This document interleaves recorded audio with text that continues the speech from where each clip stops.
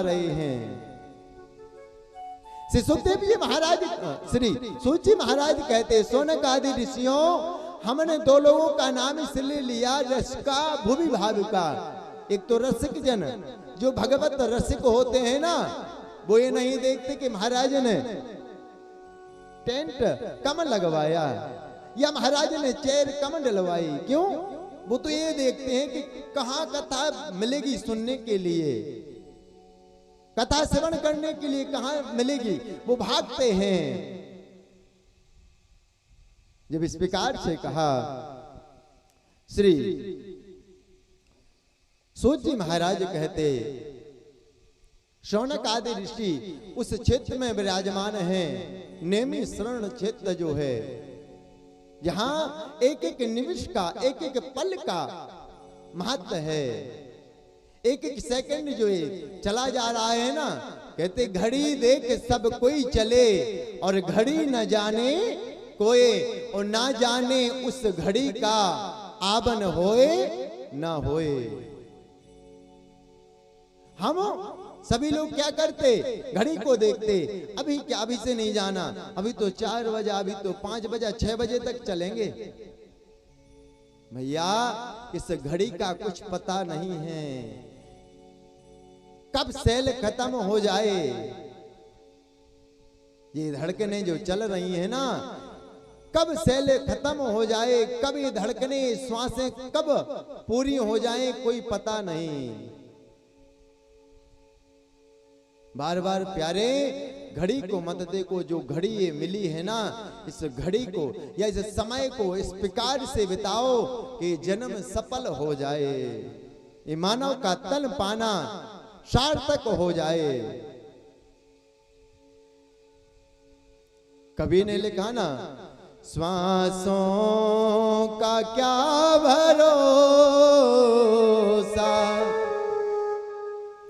श्वासों का क्या भरोसा, रुक जाए कब कहाँ पर, श्वासों का क्या भरोसा, रुक जाए कब कहाँ पर। जय हो।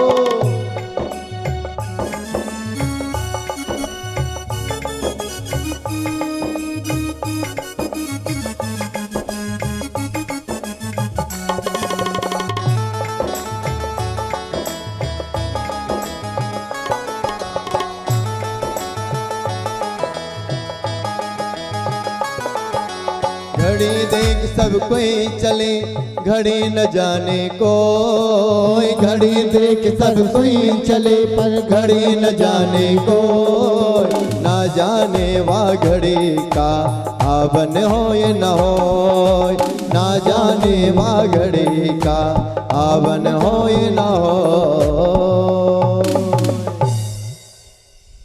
एक एक निमिष का, एक एक पल, ये जो हमारी श्वासें हैं, यह हमको एक एक जो श्वास निकलती जा रही है ना, ये दोबारा आपको वापस नहीं मिलेंगी। यदि आप लाखों करोड़ों अरबों पैसे भी खर्च करेंगे ना। एक सेठ जी थे महाराज, अंत समय आया, अब सेठ जी के 4 पुत्र थे, चारों दो इस साइड दो साइड बैठे हुए थे। अब वो सेठ जी का अंत समय आया, हाथ कर रहे थे इस प्रकार से।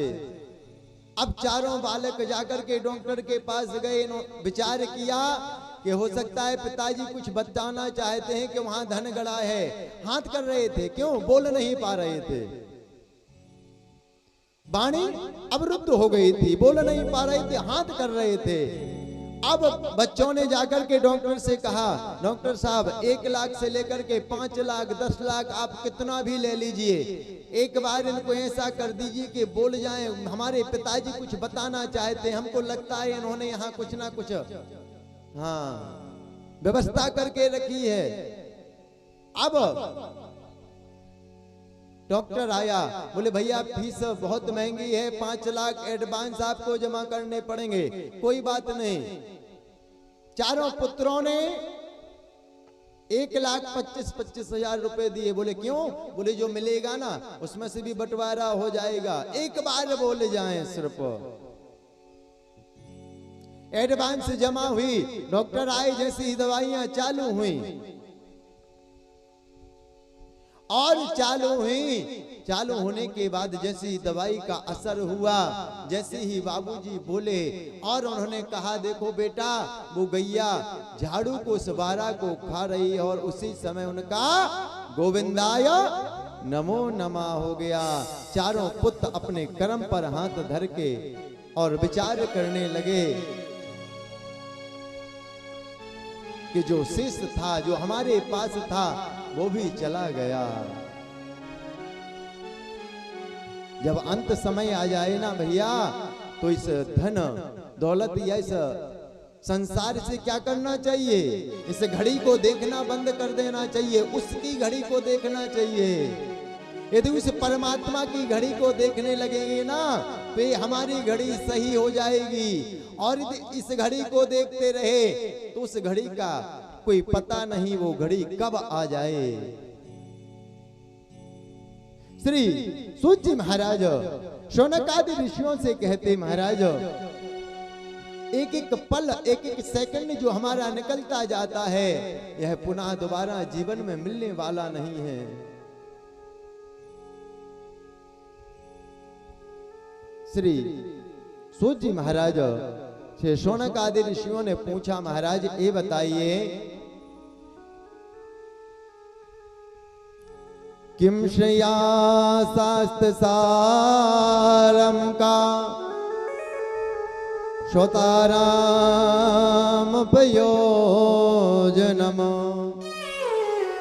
किम कर्मम केववारस्या धर्मम किम शरणम गतः।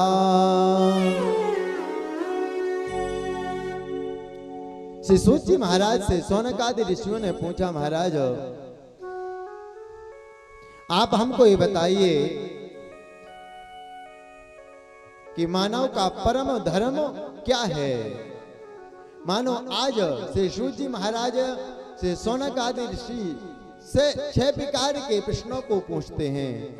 तो या खलो पुराण